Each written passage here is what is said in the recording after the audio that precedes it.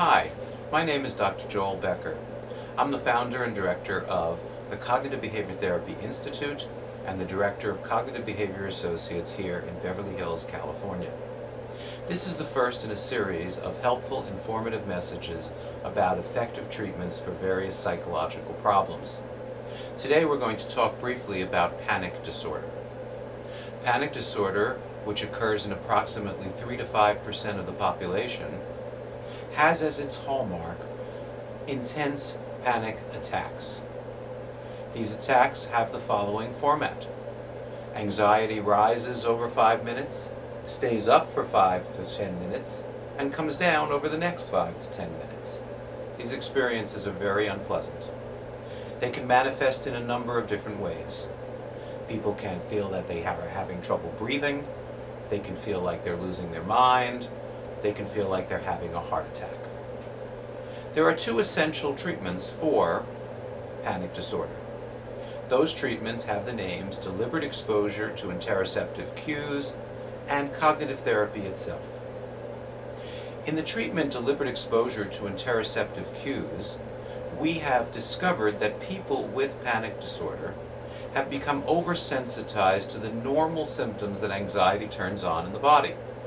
For example, when an animal gets anxious, the blood flows away from their hands and feet, so that if they're injured there, actually, they'll bleed less. However, in the human, we have the same response, but if a person misinterprets that as something wrong with them, they're going to get increasingly anxious. It's in fact perfectly normal. Through the treatment deliberate exposure to interoceptive cues, we teach people how to turn on and off their anxiety symptoms so that they can gain a greater sense of efficacy in terms of controlling those feelings. The second major aspect of our treatment acknowledges the fact that most people with panic disorder have acquired a way of thinking about these symptoms that's working in the opposite direction as we would like. Instead of thinking about these problems in ways that cycle down their anxiety, they're thinking in ways that cycle up their anxiety. For example, the panic attack may start with an unpleasant sensation. At first, the person says to themselves, "Uh-oh, what's going on with me? Am I going to be okay?" But very quickly in the patient with panic disorder, those thoughts become, "Oh my gosh, I'm dying. What's happening? Am I losing my mind? I'm going to have a heart attack." And they often present in an emergency room in a hospital at that point.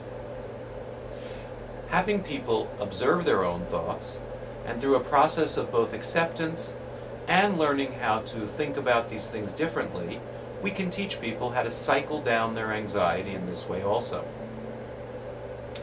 I'd like to direct you to several resources in terms of finding a qualified cognitive behavior therapist. First, I'd like you to direct you to our professional organization, the Association of Behavioral and Cognitive Therapists.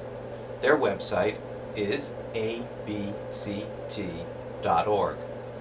A second good resource is an organization that certifies cognitive therapists called the Academy of Cognitive Therapy. Their website is academyofct.org.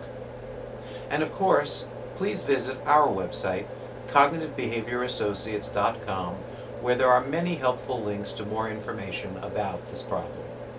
I hope you found this helpful. Thank you.